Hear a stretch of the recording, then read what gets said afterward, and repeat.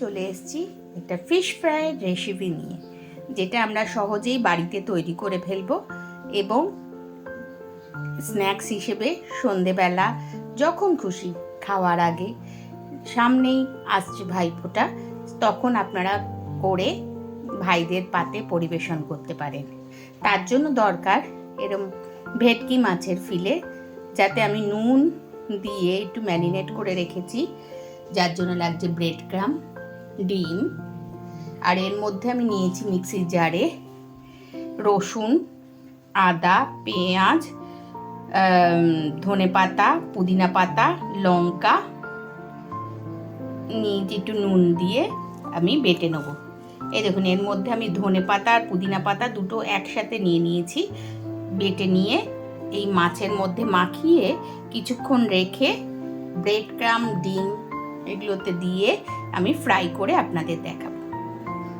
প্রথমে আমি এই মিক্সিতে এই মশলাটা করে নিই, এটা মাছকে মাখিয়ে রাখবো। আমি ওই মশলাটা যেটা বেটেছিলাম সেটা এই মাছের মধ্যে মাখিয়ে নেব। মাখিয়ে আমি কিছুক্ষণ রেখে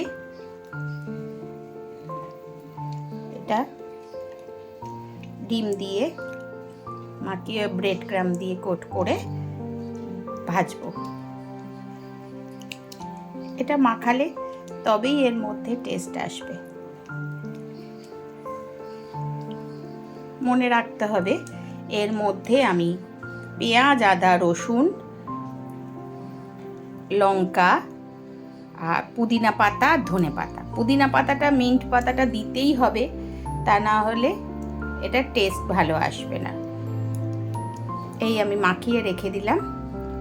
এরপর কিছুক্ষণ পর আমি আবার ফিরে আসছি, ম্যারিনেট করে কিছুক্ষণ ফ্রিজে রাখবো।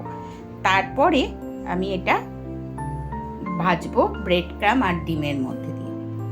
এবার আমি ফিরে এসেছি, ফ্রিজ থেকে ম্যারিনেট করা মাছটা বার করে নিয়েছি এবং ডিম ভেঙে নিয়েছি। এর মধ্যে নুন এবং গোলমরিচ মিশিয়ে নিয়েছি, এটা আমি ফেটিয়ে নেব।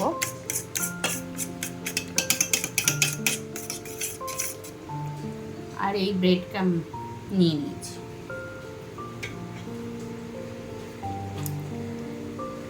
এবার এই মাছটাকে আমি ডিমের মধ্যে চুবিয়ে এই ব্রেড ক্রামের ওপরে দিয়ে দেব।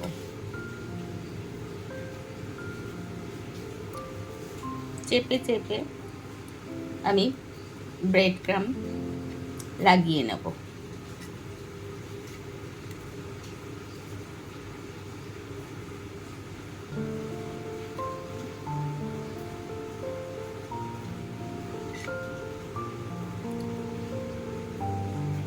আমি আরেকবার ডিমের মধ্যে ডুবিয়ে নিলাম, নিয়ে আবারও ব্রেড ক্রামে মাখিয়ে নেব।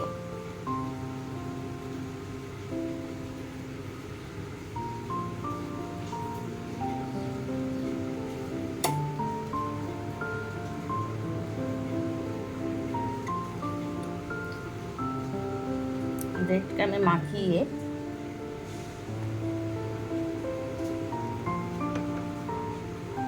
সুন্দর করে শেপে এনে আমি এটা অয়েলে ফ্রাই করব। তেলটা আমি অলরেডি বসিয়েছিলাম, সিম আছে, আমি এটা ফ্রাই করব। বাদ বাকি ফিশগুলোও আমি এই একইভাবে ব্রেড ক্রামে মাখিয়ে নেব। প্রথমে আমি এই ডিমের মধ্যে চোবাবো এবং ব্রেড ক্রামে দিয়ে দেবো।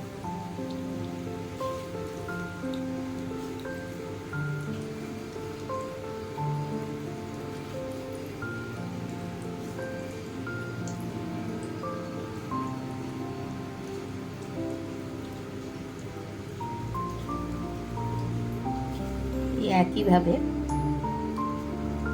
ব্রেড ক্রামে দেওয়ার পর তুলে নিয়ে ডিমে চুবিয়ে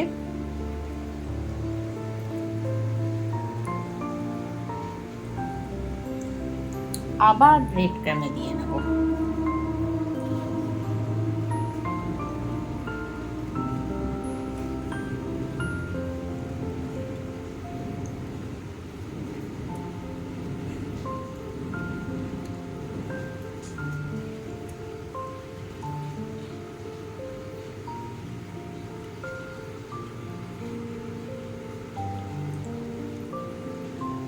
করে রেখে দিলাম।